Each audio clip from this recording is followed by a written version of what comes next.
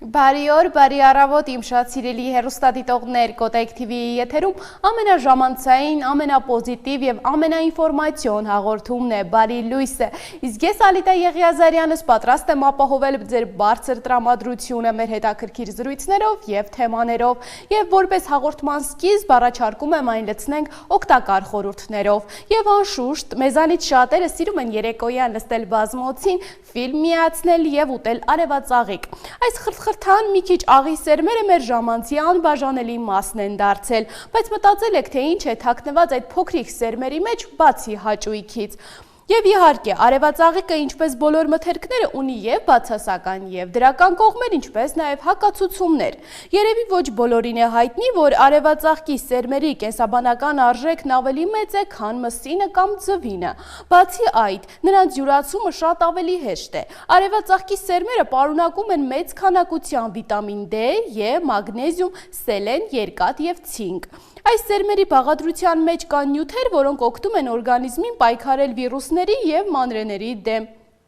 Արևածաղկի սերմերը օգնում են աղեստամոքսային համակարգի ճիշտ աշխատանքին, կանխում փորկապությունը, սակայն արևածաղիկը մեծ քանակությամբ օգտագործելու դեպքում կարող է նպաստել քաշի ավելացման կամ վնասել լյարդը։ Թերի մշակված կամ աղով հարուստ սերմերը կարող են բարձրացնել արյան ճնշումը եւ վնասել երիկամները։ Արևածաղկի սերմերը հիմնականում հակացուցված են ալերգիա ունեցող, լյարդի խնդիրներ եւ շաքարային դիաբետ ունեցող մարդկանց։ Այսքանը արևածաղկի սերմերի մասին, իսկ հիմա սիրելի հեռուստադիտողներ առաջարկում եմ դիտենք տեսահոլովակ եւ որից հետո արդեն կներկայացնեմ մեր այսօրվա հյուրին։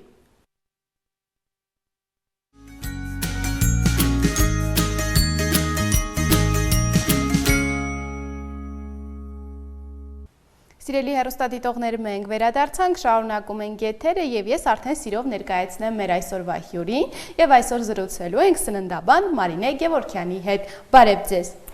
Ողջույն, շնորհակալ եմ հրավերի համար։ Մենք ենք շնորհակալ, որ մեզ հյուրընկալեցիք, ժամանակ գտաք, այսքան քանի որ բժիշկները միշտ զբաղված են, ժամանակ քիչ են ունենում նման հարցազրույցների մասնակցելու, շնորհակալ ենք, որ մեր հրավերը ընդունեցիք եւ մեր զրույցը սովորաբար մենք սկսում ենք ավանդական մեր հարցով, սովորաբար ինչպես է սկսվում ձեր առավոտը եւ նաեւ քանի որ դուք բժիշկ, սննդաբան, դիետոլոգ եք, ինչպես է ձեր առավոտը սկսվում։ Շնորհակալություն, ինչպես բոլորի մոտ, ես ներկայացնեմ, որ կա բժիշկ դիետոլոգ եւ կա սննդաբան դիետոլոգ, ես սննդաբան դիետոլոգ եմ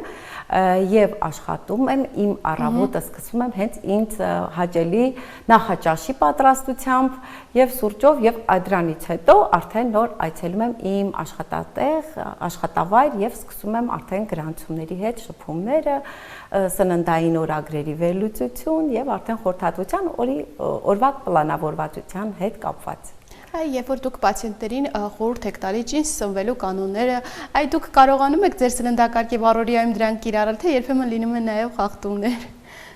Ասեմ, որ առհասարակ նման կարծրատիպ էր, որ հենց սնունդը պետք է լինի կոնկրետ, շեղումներ չպիտի լինի, ինչ որ պետք է դա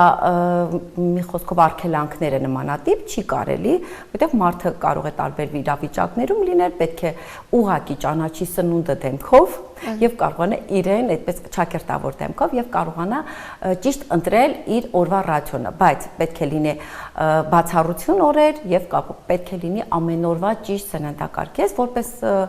սովորական մարդ եւ սննդաբան կարողանում եմ ճիշտ ընտրել իմ ամենօրյա ռեժիմը, ճիշտ կազմակերպել, բայց առիթների դեպքում կարելի է եւ օգտվել ցանկացած բանին, այսինքն արգելանքներ չկան, կարեւորը ճիշտ բալանսը պահելն է։ Նաև միջ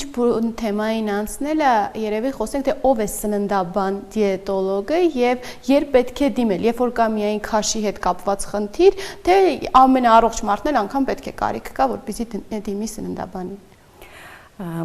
Տեսեք, կա բժիշկ դիետոլոգ, որը դիմում են բացառապես հիվանդ ժամանակ, եւ կա սննդաբան դիետոլոգ, ով որ կազմում է մարդու անհատական խնդրի հետ կապված ծրագիրը։ Դա կարող է լինել եւ քաշի հետ կապված, եւ կարող է լինել հղիության պլանավորման ժամանակ, եւ կրծքով կերակրման ժամանակ, եւ ծննդաբերության հետ ծննդաբերական վերականգնության ժամանակ, եւ ալերգիայի ժամանակ, եւ լինում է անտիբիոտիկային թերապիաներից հետո, եւ լինում է հակատարիքային ծրագրի համար եւ երեխաների, ես որպես նաեւ մանկական սննդաբան, նաև երեխաների ճիշտ բալանսավորվածության եւ անքնության ժամանակ պետք է դիմել սննդաբան դիետոլոգին, այսինքն ցանկացած մարդ այո ունի սննդաբան դիետոլոգի կարիք, որը որ այն մարդը, որը կարողանում է այդ պահին անհրաժեշտ ծրագիրը ընտրել կամ խնդիր լուծելու կամ ուղղակի առողջ բալանսավորված լինելու համար։ Նաև հորմոնալ խնդիրների դեպքում, երբ որ գտնում ենք արդեն խնդիրը, թե հորմոնալ դեղորայքային, օգտագործման հետ մեկտեղ ինչ ճիշտ սննդակարգ պետք է լինի, որ օգնի նման խնդիրները լուծել։ Միգուցե դա կարող է նաև լինի թաքնված երկաթդեֆիցիտների հետ, որը ելի նույնպես սննդային ծրագրով է սննդաբանը լուծում, համատեղ, եթե իհարկե նաև բժիշկը կարողանում է նշանակել կամ անհրաժեշտություն է լինում նշանակել պրեպարատներ։ Նաև խոսենք, թե սննդաբանը միայն հենց ինքը կարող է խնդրին լուծում տալ, քանի որ օրինակ երբ որ մարդիկ ունենում են ավելորդ քաշի հետ կապված խնդիրներ, ունեն նաև հոգեբանական խնդիրներ։ Սննդաբանը արդյոք աշխատում է նաև հոգեբանների հետ։ Այո, սննդաբանը աշխատում է հոգեբանի հետ, բայց նա կամ սննդաբան ուղեկցությամբ աշխատող մասնագիտորեն, որը ոչ թե հոգեբանական սեանսներ է անցկացնում, այլ կարողանում է սննդի միջոցով դա կառավարել։ Բայց եթե հարցը արդեն վերաբերվում է, երբ որ անհրաժեշտություն է լինում, հենց ուղղորդում է հոգեբանի հետ բնականաբար, ինչպես նաև աշխատում են բժիշկների հետ։ Տեսեք, սննդաբանը սովորաբար ինքը անցկացնում է առաջին խորհրդատվությունը, որի ժամանակ նաև սննդային օրագրի վերլուծություն է անցկացնում։ Դրա հետ մեկտեղ կարողանում է գտնել թաքնված խնդիրները, ուղղորդել որոշակի հետազոտությունների լաբորատոր, որի ժամանակ հայտնաբերված շեղումները նոր ուղղորդում են նեղ մասնակետ բժիշկների կամ ընթացքում, եթե լինում է արդեն հենց հոգեբանական խնդիր լուրջ, ոչ թե ուղղակի օգնող, որպես սննդաբան, այդ դեպքում նոր ուղղորդում եմ հոգեբանի մոտ։ Սովորաբար մթերքների խմբեր կան, որոնք իրենք կարողանում են գրգռել կամ ստեղծել նման հոգեբանական վիճակ, լարվածություն, անքնություն եւ նմանատիպ խնդիրներ։ Դա կարողանում ենք մեծ մասը իհարկե սննդի հետ կապված կամ սննդանյութային պակասի հետ է լինում։ Մենք խոսեցինք սկզբում հաղորդման, որ լինում է նաև բացառություններ կամ խախտումներ, իսկ մարդկանց մեջ կա նաև այսպես մտածելակերպ, որ կա ճիշտ եւ սխալ սննդակարգ եւ պետք է առողջ սնվել։ Կա ձեր կարծիքով առողջ սննդակարգ եւ ոչ առողջ սննդակարգ, թե յուրաքանչյուր մթերքել անհրաժեշտ է օրգանիզմին։ Տեսեք, գոյություն ունի մթերք, սնունդ, որը մարդը ստանում է ապրելու համար, որի միջոցով ստանում է սննդանյութ օրգանիզմի աշխատունակությունը, գործունեությունը պահպանելու, ապահովելու համար։ Եվ կա մեր լեզվով ասած սննդային աղբասկացողությունը, որը մարդու օրգանիզմին բացառապես ոչ մի օգուտ չի տալիս, չհաշված, որ ամբողջ օրգան համակարգը դետոքսիկացիոն, այսինքն մաքրող, ծանրաբեռնի լյարդի, երիկամների, լիմֆատիկ հանգույցների, մի խոսքով ամբողջ դետոքսիկացիոն համակարգը միզուղիներով ամբողջ ինքը ընկնում է ծանրաբեռնվածության տակ, բայց բացառապես օգուտ չի ստանում։ Դա արդեն կոչվում է ոչ թե սնունդ, դա արդեն սննդային աղբի խումբն է, եւ դրանք մարդը ինքն է ընտրում, ինքը աղբաման է թե ոչ։ Իսկ նաև մարդը պետք է ընտրի, թե որքան կալորիա պետք է օրական ստանա, թե կա չափաբաժին յուրաքանչյուր մարդու համար, որքան կալորիա է օրական անհրաժեշտ։ Այդ կալորիայի մասով, տեսեք, մի քիչ հիմնվել միայն կալորիաների վրա, դա ճիշտ ու գրագետ չի, որտեղ այդ նույն կալորիայի մեջ կարելի ուտել սննդային աղբ, օրգանիզմը չստանա ոչ մի օգտակարություն, դրանից կարող է առաջանալ տարբեր առողջական խնդիրներ, բնականաբար այստեղ արդեն չեն կարող կալորիաներով առաջնորդվել եւ կալորիաները, եթե հաշվենք, որ մարդը առողջ է սնվում, գրագետ, բայց այստեղ արդեն կալորիաներն շատ խիստ անհատական են։ ինչքան է ֆիզիկական ակտիվությունը, ինչ փուլում է գտնվում է օրինակ սպորտային վիճակով, թե տնային տնտեսուհի է, թե հետծննդաբերական կամ հիվանդությունից հետո կամ անքնություն ունի, այսինքն կալորիաները որոշվում է անհատապես եւ գոյություն ունի այսպես կալորիաների հետ կապված, որ պետքա ոչ թե ստանդարտ վերցնեն, դա խիստ անհատական է, նույնիսկ այդ մարդու համար, ով որ սկսում է քաշի իջեցման ծրագիրը եւ յուրաքանչյուր քաշը, որ իջեցնում ենք, յուրաքանչյուր փուլում կալորիաները փոփոխվում են բնականաբար կամ քաշի ավելացման ժամանակ է, որտեղ կտրուկ կալորիաների կրճատումը դա նույնպես սխալ է։ Բերում է սրիվների, այսպես ասած, որ չեն կարողանում այսպես իրենց համար նախատեսված դիետաները պահել։ Իսկ այդ դիետաները պահելու ընթացքում անպայման անհրաժեշտ է խորհրդակցել սննդաբանի հետ, թե մարդիկ ուղղակի կարող են իմանալ սա նիհարեցնող մթերք է եւ օգտագործեն, թե անհրաժեշտություն կա անպայման դիմելու սննդաբանի։ Տեսեք, իհարկե սննդաբանին դիմելու անհրաժեշտություն կա, որովհետեւ ուղղակի կալորիաներ կրճատելով, այդպեսի բան հասկացողություն չկա։ Կալորիաները կրճատելով կարող եք ձեզ ավելի լուրջ հիվանդություններ առաջացնել, իսկ սննդաբանը ընտրում է այն մթերքները, որը այս պահին ձեզ անհրաժեշտ է ձեր առողջության վերականգնման եւ կարողանում եք ճիշտ ընտրել ոչ միայն այդ մթերքները, այլ չափաբաժինները եւ համակցությունները։ Օրինակ առողջ ափսեի գաղափար ենք կարողանում ճիշտ բացատրել եւ իր առողջ ափսեի ճիշտ մթերքների խմբերը, այդտեղ ճիշտ օգնում ենք ճիշտ ինքը ընկալի պատրաստվի, որտեղ տարբեր փուլերում, հատկապես կնոջ համար, ինչու եմ շեշտում, որտեղ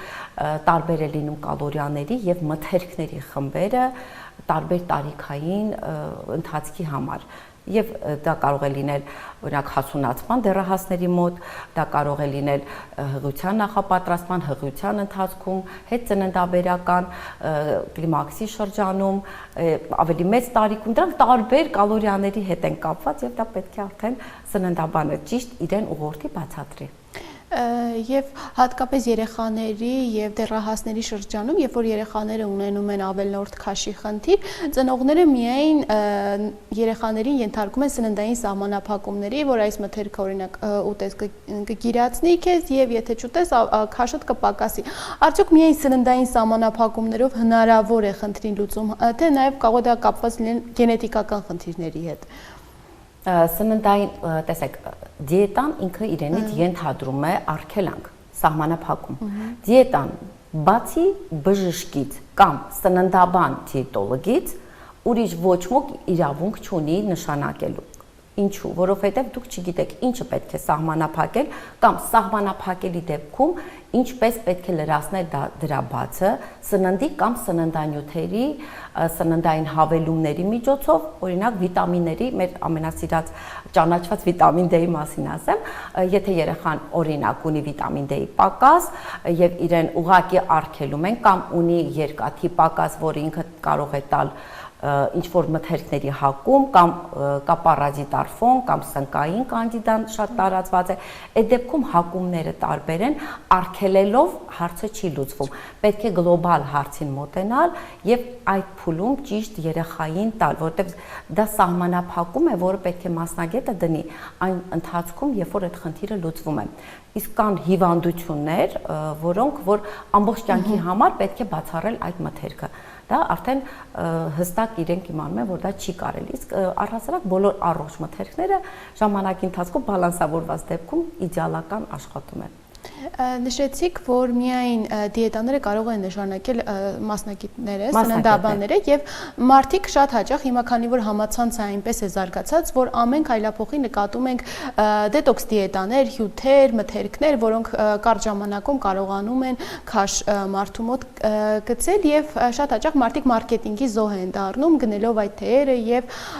ուտելիքները։ Ձեր կարծիքով սրանք ինչ վնաս կարող են հասցնել օրգանիզմին, թե օգնում են ամեն դեպքում այդ դետոքս դիետաները։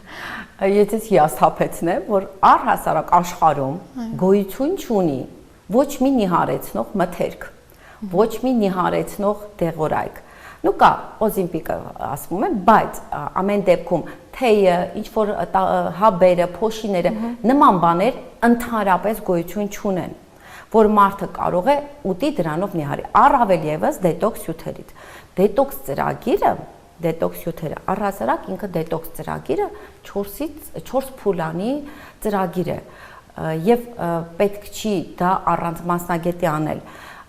եւ առանց կողմնակի միջամտության մեր օրգանիզմը շատ իդեալական, հատկապես լյարդը եթե չխանգարենք, ինքը իդեալական այդ ֆունկցիան կատարում է։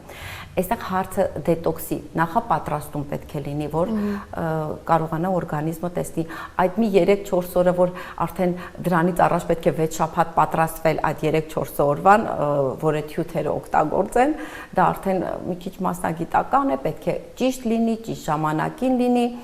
եւ ավելի հսկողության տակ լինի։ Իսկ հյութերը ուղակի խմել, նիհարել, դրանից հետո ուղակի դա ոնց որ կալորիաների կրճատում լինի, դրանից հետո նորից քաշը բերում են, բայց դրանից հետո չգիտեն ինչ անեն։ Եվ միջալույց ասեմ, ես դեպքեր ունեմ անձամբ պրակտիկայում, որ ուղակի քիչ ուտելու պատճառով մարդը շատ լուրջ քաշի ավելացում ուներ։ Սկսել ենք ուտել 4-5 անգամ, նորմալ, քաշը իջել է բավական 40 օրում մոտ 8 կիլոգրամ։ Ընդամենը որ չի կերել, նորմալ կերել է։ Իսկ դա ճիշտ է, երբ որ պետք է քիչ քանակության, բայց հաճախ ուտենք, քանի որ նաև նույնպես դա լսում ենք, թե դա միֆ է։ Տեսեք, դա միֆ չի, դա խիստ անհատական է, եթե մարդ ամբողջ կյանքում սովոր է 2 կամ 3 անգամ սնվել, ստիպել որ 6 անգամ սնվի, դա ճիշտ չի։ Դեպքեր կան, օրինակ շաքարային դիաբետների դեպքում հատկապես երբ որ ես միշտ ականատես եմ լինում նման դեպքերի, շրջապատումս շատ ունեմ, երբ որ շաքարային դիաբետի ժամանակ դնում են 5-ից վերջում սահմանափակում են սնունդը, որ այդ ինտերվալային սովի հետ կապված այդ դիետան սահմանափակումը, այդ դեպքում իրենց մոտ սրիվ է լինում, այսինքն իրենք չեն կարող կամ ստիպված են պահպանում, դա բերում է սննդային վարքի խանգարման, դրանից հետո արդեն պետք է ձևավորել հոգեբանի հետ աշխատանքը, պետք է ճիշտ բալանսավորել, ժամանակահատվածը բերում են այդ շաքարային դիաբետի ժամանակ ճիշտ է սնվելը 4-ից 5 անգամ, դեպքեր կան նույնիսկ 6 անգամ, բայց կամ չափաբաժինները, ինչքան ու պետք է ամբողջը բալանսավորված լինի, արագ եւ դանդաղ ինսուլին բարձրացնելու մթերքներով, այսինքն պետք է ինքը բալանսավորվի, որ արագ տատանումներ ինսուլինային չլինի, ժամային գրաֆիկով դա եւ հոգեբանական բավականին լուրջ խնդիրներ է բերում։ Նույնը դիետաների հետ կապված, կետո դիետաները, իրենք կետո դիետան դա մեծ քանակությամբ ճարպի օգտագործում է, որը կարող է բերել լուրջ օրգան համակարգերի վնասի, այնտեղ լյարդի ծանրաբեռնալ, լեղուղիների, դա նույնպես հակացուցում ունի, պետք է ճիշտ լինի, չափաբաժինը պետք է կարողանանք։ Լինում է հակառակը, ճարպն են կրճատում շատ, որը անում են շատ դեռահասներ աղջիկները, որ մտածում են ավել քաշ ունեն, ճարպն են սկսում կրճատել։ Այս դեպքում թեկուզ մեծահասակ չափահաս կանայք, հա, եւ աղջիկները, երբ որ սկսում են կրճատել ճարպերը, սկսում է դաշտանային ցիկլի խանգարումներ, սկսում է հորմոնալ խնդիրներ, սկսում է մաշկի ծերացում եւ հակառակը արդեն շատ օգտագործելուց, այսինքն պետք է բալանսը, մթերքը ընտրվի անհատապես եւ այդ պահին չի կարելի նման սահմանափակումներով, միֆերով առաջնորդվել։ Այդ նիհարեցնող մթերքները, ինչպես որ չիանը, ինքը շատ լավ բջջանյութ է, բայց ինքը չի կարող լրացնել կենթանական սպիտակուցի աղբյուրի բնորոշ բոլոր վիտամիններն ու հանքանյութերը, որը կարող է բերել օրինակ բետա-2 կամ երկաթի դեֆիցիտի։ Իսկ բացի այդ դետոքս դիետաներից, որ համարում եք սխալ, այլ ինչ սխալների եք ձեր մասնագիտական այդ ոլորտի ընթացքում նկատել, օրինակ 18:00-ից հետո չուտելը, նույնպես մարդկանց մեջ շատ տարածված է, որ ամբողջ օրը կարող են ուտել եւ 18:00-ից հետո չեն ուտում եւ դիետա են, այսպես ասած, պահում, դա նույնպես սխալ է։ Այո, տեսեք, եթե նոր է ծննդաբերած կամ աշխատանքի բերումով ուշ են, հա, կարողանում, ինչպես կարելի է դրանից հետո սահմանափակում, եթե չեն հասրել, վերջի սնունդընդունումը եղել է 2-ին կամ 3-ին եւ ինքը մինչեւ հաջորդ առավոտյան ստիպում է իրեն, դա ստրես է եւ այդ ստրեսը, երբ որ այդ նման սահմանափակումներ են հոգեբանական, հա, խնդիրներ են արհեստական առաջացնում, դա կարող է ժամանակի ընթացքում բերել նյութափոխանակության դանդաղման եւ օրգանիզմը սկսում է հասկանալ, որ դուք էլի ինչ-որ վտանգ եք իրեն ներկայացնում, սկսում է ձեզանից պաշտպանվել, սկսում է ճարպը կուտակել, թեկուզ առավոտյան դրանից հետո սնունդը։ Այսինքն ինքը սկսում է պահուստավորել ձեր սնունդը, ոչ թե օգտագործել ըստ նպատակի, այլ ձեզանից ձեզ պաշտպանում է, սկսում է կուտակել։ Սնունդը պետք է ընդունել, հասկանալ որ ժամին, ինչքան, ինչպես եւ կարելի է օրինակ շատ հանգիստ ժամը 8-ին սնվել։ Դա նորմալ է։ Ուղղակի չարժե ծանրաբեռնել ծանր սնունդով, ցանկալի է բանջարեղեններ, շոգեխաշած, եթե իհարկե ոչ մի խնդիր չունենք, հա, կամ խորոված բանջարեղենները եւ սպիտակուցային այսպես ավելի թեթև կամ կտրտված սպիտակուց կամ ձկնամթերք, ծովամթերք, սպիտակ միսը, հա, կտրտված սև կարմիր միսը այդքան էլ խոր չի տա, ինքը ավելի ծանրամարս է լինում եւ կարելի է ուղղակի նմանատիպ թեկուզ հունական յոգուրտով կամ նմանատիպ այլ սպիտակուցային հումուսով մեր սիսերի հետ կապված շատ լավ կարելի է այդպես համադրել, իդեալական տարբերակ է։ Նաև մարդիկ շատ հաճախ օգտագործում են, այսպես ասած, ջրային դիետա, որ ջուր խմելով են փորձում միայն նիհարել։ Այդ ջուր խմելու ճիշտ կանոնները ինչպես պետք է, օրինակ ուտելուց առաջ, հետո եւ ուտելուց հետո որքան ժամանակ անց պետք է, ասում են անմիջապես պետք չի խմել ջուր։ Այդ մասին նաև խոսենք մի փոքր։ Տեսեք, շատ լավ է, որ գոնե այդ միֆը կա, մարդիկ սկսում են ջուր խմել, որովհետեւ շատ-շատերն ասում են, ես սկսեցի ջուրը խմել եւ սկսեցի նիհարել ջուրը հրաշագործ միջոց է, բայց եթե մարդը մինչև 30-40 կամ մինչև 18 տարեկան, մինչև 50 տարեկան ինքը ջուր նորմալ չի օգտագործել, նորմալ չափաբաժնով եւ սկսում է նորմալ օգտագործել, բնականաբար օրգանիզմը բոլոր քիմիական, բոլոր բիոլոգիական, բոլոր ռեակցիաները ընթանում է ջրի առկայությամբ։ Մենք գիտենք, որ երիտասարդությունն էլ է կազմված մարդու օրգանիզմից 50-ից 60-ից 60%-ից մինչև 70-80% ջուր է պարունակում մեր օրգանիզմը։ Այսինքն ջրի առկայության ժամանակ եւ մարսողական հյութի եւ մնացած բոլոր դեպքերում ինքը շատ լավ օգնում է օրգանիզմին կատարել իր գործողությունը։ Այսինքն անհրաժեշտ նյութն ենք տալիս ընդամենը։ Իսկ հաց ուտելուց առաջ հետո մի քիչ ծավալի մեծացում է լինում,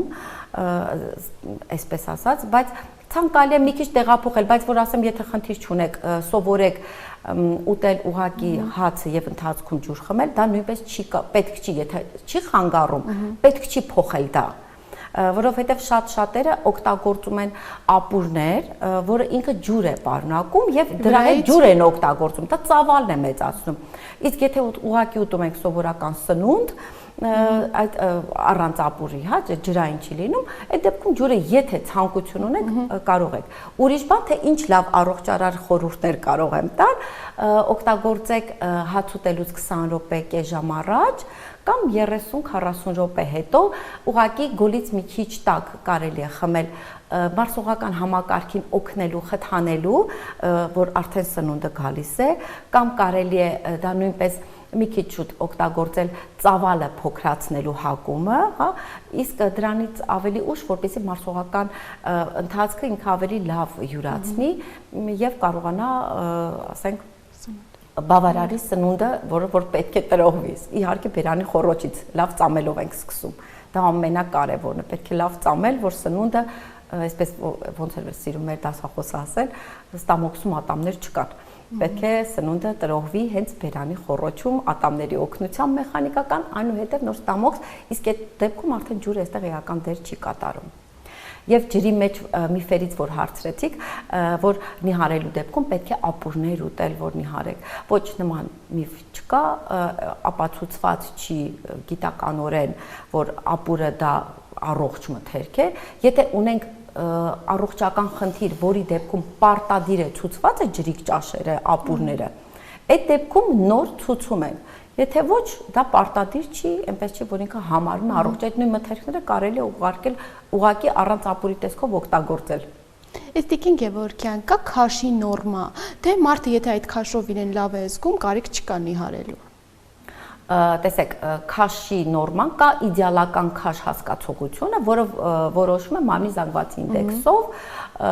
եւ այդտեղ գտնում ենք իդեալական քաշ, այնտեղ անհատական է եւ գնահատում ենք կա ավել քաշ թե չկա, հա, մարմնի զանգված ինդեքսով։ Եվ մարդը նիհարելու ընթացքում օրինակ մեծ քաշերի դեպքում, երբ որ պետք է անհրաժեշտ է բերել գոնե մինիմալ իր որ առողջ սահմանում լինի, հա, այդտեղ հնարավոր է տարբեր հասակների համար տարբեր քաշերի պարամետրերը լինի։ Ամենակարճը, երբ որ հասակը սանտիմետրով հանում ենք կիլոգրամ, հանում ենք 100, դա լինում է այս միջինացվածն է, այսպես ասենք 170 հասակ ունեցողի համար 70 կիլոգրամը նորմալ քաշ է համարվում, իդեալական քաշ է համարվում, բայց կա այստեղ մեր լեզվով հայկական, որ ասում են խոսակցական, մանր ոսկոր, դա մեզոմորֆ, էնդոմորֆ եւ դրանք էկտոմորֆ էլ, մի խոսքով, դրանք մի քիչ մասնագիտական են։ Դա կարող է մի քիչ քաշի տատանումները բերել 3-4-5 կիլոգրամ մինչև տատանումներ։ Բայց երբ որ կա մեծ քաշից իջեցնում ենք, գոյություն ունի իդեալական քաշը, որը որ հաշվում է պարամետրերով, բանաձևերով, եւ կա կոմֆորտնի քաշ, ցանկալի քաշ, երբ որ այդ քաշի մեջ մարդը իրեն լավ է զգում, որովհետեւ քաշի իջեցնելուց նաեւ հոգեբանական այստեղ խնդիր կա, երբ որ ինքը եղել է այդ մեր ասած իդեալական քաշի ժամանակ ինչ որ դժվար վիճակում ասոցացվում է արդեն հոգեբանորեն դժվարություն, օրգանիզմի հիշում այդ ստրեսները եւ միգուցե թողում ենք 3-4 կիլոգրամ, 5 կիլոգրամ ավել իդեալական քաշից, բայց նորմայի սահմանում այդ դեպքում իր համար ավելի առողջարար քաշ է համարվում դա։ Իսկ երբ որ ստանում ենք այդ նորմալ մեր ցանկալի քաշը, ինչպես կարող ենք դա պահպանել, պրոֆիլակտիկ ստուգումների կարիք կա սննդաբանի հետ։ Տեսեք, եթե սննդաբանը նախ պետք է հասկանանք պատճառը ինչից է։ Աշխատելուց հետո, երբ որ բերվում է նորմալ քաշի, դրանից հետո իհարկե ճանապարհը սննդաբանի օգնությամբ պարտադիր սովորում են մթերքները հասկանալ, բալանսավորել, այդ անհատական ինչպես կառուցել, ինչպես սնվել, երբ որ հարսանիք կամ ինչ որ խնջույքների ենք գնում, հա, այդտեղ սեղանից օգտվելը, դրանից հետո ինչպես կառավարել, այդ բոլոր սննդաբանը օգնում է ճիշտ բալանսավորել եւ արդեն ճանաչել, հասկանալ։ Դրանից հետո տրվում է բալանսավորված ափսեի ծրագիր, որը արդեն ինքնուրույն է կատարում, այսինքն մենք սովորեցնում ենք նաև այդ ամբողջ ճանապարհում ինչպես ճիշտ ընտրել մթերքները, ինչպես առիթների դեպքում օգտվել, առիթներից հետո ինչ քայլեր անել, ինչպես բերել բալանսավորվածության, որովհետև շատ ժամանակ խնդիրները առաջանում են, երբ որ մարդը որոշում է սկսի եւ 2-3 օր ինքը առիթների է կամ գնում է հանգստանալ, ասում է վերջ փչացավ, նորից չի կարելի նման ձևով, որովհետև դեպ գնացիք, բնականաբար դա հանգստանում եք տարվա մեջ 1 կամ 2 անգամ այդ մեկ շաբաթվա ավել կիլոգրամները կարելի է գալ ուղղակի կարգավորել, բալանսավորել առանց խիստ դիետաների, դրանից հետո բերում ենք իհարկե նորմայի, դա նորմալ է տատանումները։ Միջալոց ձմռան եւ ամռան դեպքում էլ է տատանվում լինում, դա բնական է։ Օրինակ մեր կլիմական պայմաններին ամռանը մի քիչ քաշը ուրիշ է լինում, պակասում է, ձմռանը ուրիշ, դա արդեն բնական ֆիզիոլոգիական երևույթ է, երբ որ օրգանիզմը սկսում է մի քիչ ճարպ ավելացնել ձմռան սեզոնին, ձմռանը ավելի շատ ջերմափոխանակությունը, հա, որ մարդը չմրսի, այդ ժամանակ ինքը ավելի շատ ճարպի կարիք է զգում եւ պետք է այդ ճարպը ինքը ունենա, որ կարողանա օգտագործի չմրսելու, տաքացնելու օրգանիզմը, այսինքն ինքը այդ վառելիքի պահուստը միշտ նախատեսում է ամռան վերջում, աշնան սկզբում, այսինքն պատրաստվում է, իսկ արդեն ամռան կողմը այդքան պետք չի լինում, դրա համար ինքը այդքան չի օրգանիզմը պահուստավորում, այսինքն ինքն է որոշում ինչպես օգտագործել։ Դիետաները եւ սննդային սահմանափակումները որոշ չափով նաեւ մեր օրգանիզմի ճիշտ աշխատանքի համար է եւ մեր օրգանիզմի առողջության համար է կախված։ Ձեր կարծիքով նաեւ մարդիկ ինչպես կարող են ճիշտ սննդաբանի ընտրել, քանի որ նաեւ ոլորտը զարգանում է եւ շատ են հիմա սննդաբաններ այս մասնագիտությունը գնալով զարգանում է, ինչպես ճիշտ մասնագետի ընտրել, ինչ է հաշվի առնել։ Ճիշտ եք, շատ են սննդաբան ասվածը, բայց ասեմ, որ դա մասնագիտություն է, ոչ թե ուղղակի ես նիհարել եմ, գիտեմ առողջ ափսեի սկզբունքը, գիտեմ առողջ մթերքները, բալանսավորումը, դա կարող եմ ես էլ քեզ օգնել, որովհետև տեսեք, եթե մարդը ունի որոշակի միկրոէլեմենտների դեֆիցիտներ, դա սննդի միջոցով չի կարող, եթե մարդը ունի փորկապության խնդիր, դա չի կարող օգնել իր օրինակով, եթե ունի հորմոնալ խնդիր եւ առավել եւս օգտագործում է դեղորայք, վահանաձև գեղձի խնդիրներ, այդ դեպքում որոշ մթերքներ եւ որոշ վիտամիններ պետք է ճիշտ օգտագործի, եթե ունի սննդային ալերգիաներ, այդ առողջ ափսեից, առողջ մթերքներից մեր սիրած չիան, օրինակ մաշկային ալերգիաների դեպքում հակացուցված է։ Եթե կա պարազիտակրություն, եթե կա սնկային կանդիդոզը, որը շատ տարածված է, այդ դեպքում ուղղակի դուք օրինակով սննդաբան լինի, այսինքն դու նիհարել ես եւ առողջ ապրելակերպի, առողջ սննդի խորհուրդ ես տալիս, դա ուրիշ բան է, բայց երբ որ դիպլոմավորված դիպլոմավորված սննդաբան դիետոլոգ եք, հատկապես դիետոլոգի համարել պետք է ու երեխաներին դիետաները արգելված են, դա միջև չափահասությունը, ասեցի բացառությամբ բժշկի հիվանդության արկայության դեպքում սահմանափակումները, դա պետք է լինի հսկողությամբ եւ լրացումներով։ Այդ դեպքում մասնագետը պետք է ճիշտ ընտրի այդ սննդամթերքների խումբը, որը պետք է այդ պահին հարցի լուծում լինի, այսինքն հարցը, որտեղ դեպքեր կան, օրինակ միսը հանվում է, բայց փոխարենը պետք է բուսական եւ սպիտակ միս կարող է լինել, կարող է, բայց չափաբաժինը պետք է, դեպքեր կան ձուն է դուրս գալիս, բայց ինքը իդեալական սպիտակուցի աղբյուր, որտեղ որ ասում ենք սպիտակուց, միավորը չափանիշը ձվի սպիտակուցից է առաջացել։ Այսինքն պետք է ճիշտ ընտրել մասնագետին, ով որ մասնագիտացած է ոչ թե իր փորձով, այլ տիրապետում է ոլորտին, որտեղ պարտադիր չի, որ դու խնդիր ունենաս, դա լուծես ու դա օրինակ ծառայի մյուսներին։ Եթե այս պահին ասենք, ես ալերգիա չունեմ, դա բայց ես աշխատում եմ ալերգիայի խնդիրների հետ եւ քաշի հետ կապված, ալերգիաները սննդային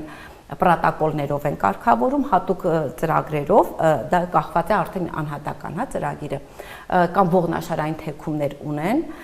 որը պետք է լինի մկանային եւ այնտեղ ճիշտ ուղղորդվի նաեւ ֆիզիկական ծառաբեռնվածությունը, որը էլի միգուցե մասնագետը գիտի կամ պետք է ճիշտ ուղղորդի եւ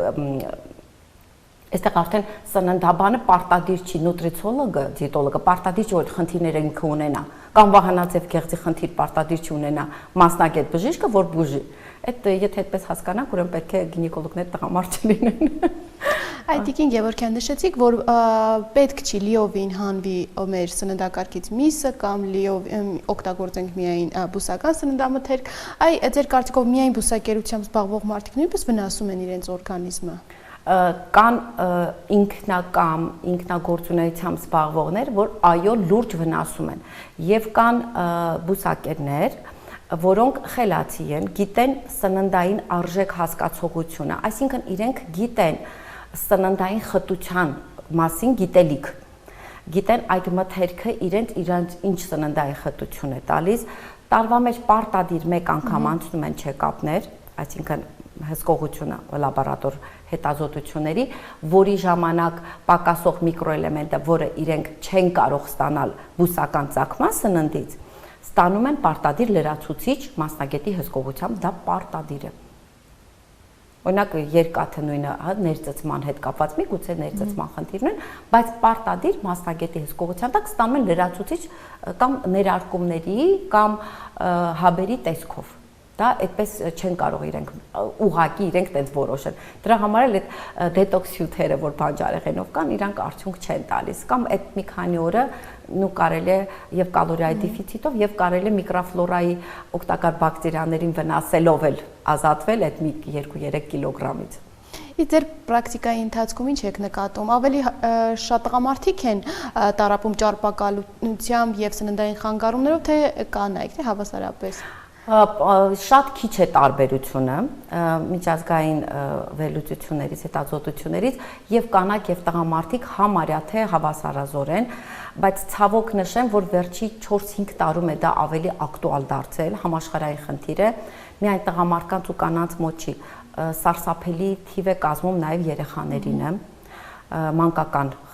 ճարպակալումները, ավելորդ քաշը եւ ճարպակալումը եւ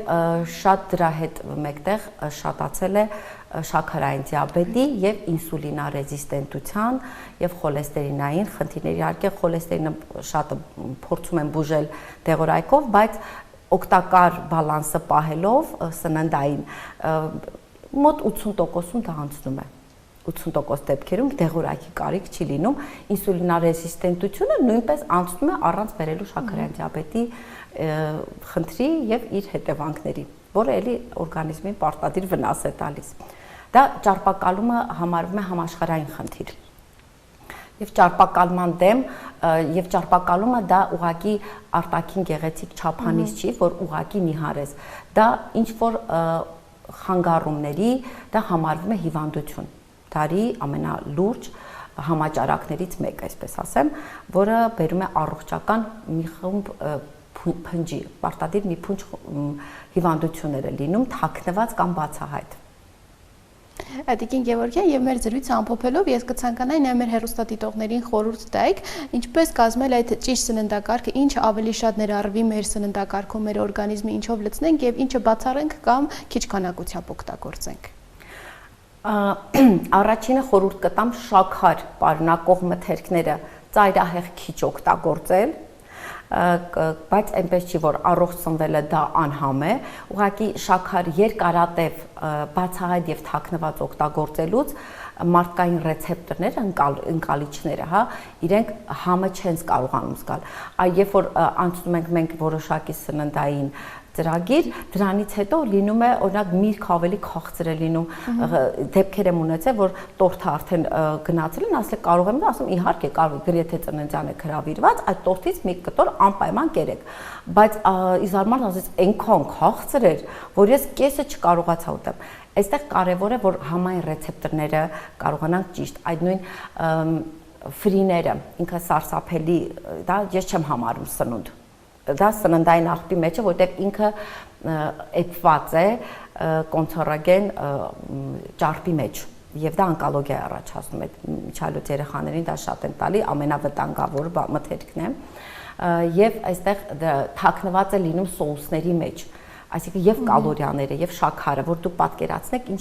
այդ առաջինը շաքարը որ կարողանաք հսկեք ինչի մեջ է մտնում երկրորդը վերցնում ենք առողջ ափսեի սկզբունքը հարավարդյան ափսեն դա բոլորը ովքեր որ մի փոքր առնչություն ունեցել առողջ ապրելակերպի հետ գիտեն ափսեի կեսը պետք է լինի բանջարեղեն հատապտուղ միրգ մյուս կեսը էլի բաժանվում է երկու մասի լինում է ամբողջահատիկից կառուցված այստեղ հացի միֆը ես կուզենայի ասել եթե հացը ինքը ամբողջահատիկ ցորենից եւ առողջարար հաց է այսպես ասած իրական հաց ոչ թե այս 100 տարվա սելեկցիայի արդյունքում հաց է առաջացած սպիտակ որը միայն մեջի սոսինձն է այսպես մնացել գլյուտենը ավելի շատ հա տեսքի համար առողջ մթերքների բարդ ածխաջրերը հացահատիկ եղեն այնտեղ կարող է լինել քինոան, կարող է լինել մեր հայկական աճարը շատ լավ մթերք է, կարող է լինել հնդկածավարը, բրինձը ոչ հղկված, դա կարող է լինել նաև վայրի կամ սև, այսպես ասած, որը որ իր թեփուկները վրան կա։ Եվ մյուս կեսը սպիտակուցային մասն է, իսկ սպիտակուցային մասից եւ այդ սպիտակուցները դա պետք է լինի պարտադիր եւ կենթանական մեկ քառորդը եւ կենթանական եւ պետք է լինի բուսական ծագման ես իմ էջի հետևորդներին բոլորին այդ ուղեցույցները անձամբ ուղարկում եմ եւ ձեռքի չափման մեթոդը եւ այդ ափսեները ինչպես կառուցել եւ ճարպը ինչպես կողմնորոշվել ինչ է պարունակում եւ այդ ափսեի գաղափարը որից պարտադիր մեկ բութի չափով պետք է լինի առողջ ճարպ Շնորհակալ ենք շատ Տիկին Գևորգյան եւ վստահ եմ որ մեր զրույցը այդ ձեր տված խորհուրդները ինչ որ չափով օգտակար կլինեն եւ կհետևեն մեր հեռուստադիտողները ձեր տված խորհուրդներին շնորհակալ եմ շատ Շնորհակալություն ձեզ նույնպես առողջ եղեք Սիրելի հեռուստադիտողներ հիշեցնեմ որ այսօր զրուցում էինք սննդաբան Մարինե Գևորգյանի հետ իսկ այս պահին առաջարկում եմ դիտենք տեսահոլովակ եւ շարունակենք մեր թողարկումը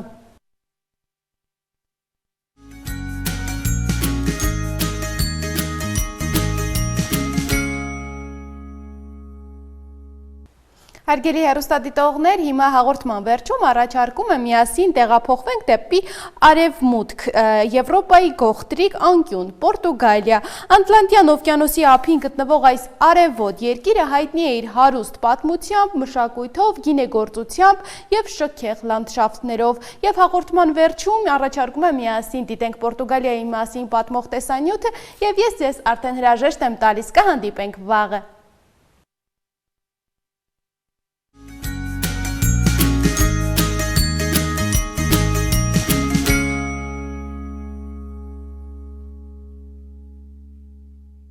Պորտուգալիան գտնվում է հարավ-արևմտյան Եվրոպայում, իբերիական թերակղզու արևմտյան հատվածում։ Այն սահմանակից է միայն Իսպանիային, իսկ արևմուտքից ու հարավից ողողվում է Ատլանտյան օվկիանոսով։ Մայրաքաղաքը Լիսաբոնն է, որը համարվում է Եվրոպայի ամենահին քաղաքներից։ Պորտուգալիան ձևավորվել է որպես թագավորություն 12-րդ դարում։ Այն մեծ դեր է խաղացել աշխարհագրական հայտնագործությունների դարաշրջանում, շնորհիվ հայտնի ծովագնացների, ինչպիսիք են Վասկո դա Գաման և Ֆերդինանդ Մագելանը։ Այդ ժամանակահատվածում Պորտուգալիան դարձավ ծովային կայսրություն, տարածվելով Աֆրիկայում, Ասիայում և Հարավային Ամերիկայում։ Պորտուգալիայի տարածքը բնակեցվել է դեռևս անհիշելի ժամանակներում։ Նախքան պետականության ստեղծումը այս տարածքի համար պայքարել են կելտերը, կարթագենցիները, հռոմեացիները, իսկ հետո նաև գերմանները։ Երկրի հնագույն քարանձավների հետազոտությունների արդյունքում գտնվել են որսորդական շատ գործիքներ, որոնցով տեղաբնակները մորթել են կենդանիներ։ Երկրի հյուսիսային մասը հիմնականում սարահարթայինն է, որտեղ գերիշխում են 1000-ից 1200 մետր բարձրություններ։ Պորտուգալիայի ամենաբարձր կետը Ազորյան համանուն կղզում գտնվող Պիկու հանգած հրաբուխն է 1991 մետր բարձրությամբ։ Պիկու լեռը ավելի քան 2 անգամ գերազանցում է Ազորյան կղզիների մյուս լեռնագագաթների բարձրությանը եւ ի շնորհիվ դրա գրանցված է Գինեսի ռեկորդների գրքում։ Պորտուգալիան նաև զարգացած արդյունաբերական երկիր է, հնուց ի վեր համաշխարհային շուկա է արտահանում գինիներ, զարգացած է նաև քիմիական արդյունաբերությունը։ Լիսաբոնը աշխարհի ամենագեղեցիկ քաղաքներից մեկն է, այն ամբողջովին հագեցած է բազմադարյա պատմությամբ։ Նրա նեղ փողոցներն ու պալատները ամբողջովին տեղափոխում են միջնադար եւ մարդը կորցնում է ժամանակի զգացողությունը։ Սակայն մյուս կողմից Լիսաբոնը ժամանակակից մեգապոլիս է, զարգացած ենթակառուցվածքներով եւ ժամանցի վայրերով։ Շնորհիվ այս անսովոր, բայց ներդաշնակ համադրությանը Լիսաբոնը համարվում է ամենահեղինակավոր մայրաքաղաքներից մեկը։ Պորտուգալիան հարուստ եւ բազմազան մշակութային երկիր է։ Ժողովրդական երաժշտության ամենատարածված ձևը ֆադունն է, քնարական մեներկը կիթառի նվագակցությամբ։ Հանրածանոթ է նաև վիրա պարը։ Հենց Պորտուգալիայում է 1896 թվականից նկարահանվել առանձին կինոժապավենները։ Կինոարտադրությունն ավելի կանոնավոր է դարձել Պորտուգալիա ֆիլմ կինոֆիրմայի ստեղծումից հետո։ Պորտուգալիայի հայ համայնքը կազմավորվել է 1920-ական թվականներից հետո։ Ներկայումս բնակվում է 500 հայ, կենտրոնացված Լիսաբոնում և Պորտոյում։ Պորտուգալիան մի երկիր է, որտեղ անցյալն ու ներկան համահունչ քայլում են միմյանց հետ։ Այն երկիր է, որն առաջարկում է ինչպես պատմական հարուստ ժառանգություն, այնպես էլ հյուրընկալ ժողովուրդ ու անկրկնելի բնություն։ Եթե երբևէ մտածեք մի նոր ուղղություն բացահայտելու մասին, Պորտուգալիան կարող է դառնալ ձեր հաջորդ ոգեշնչման աղբյուրը։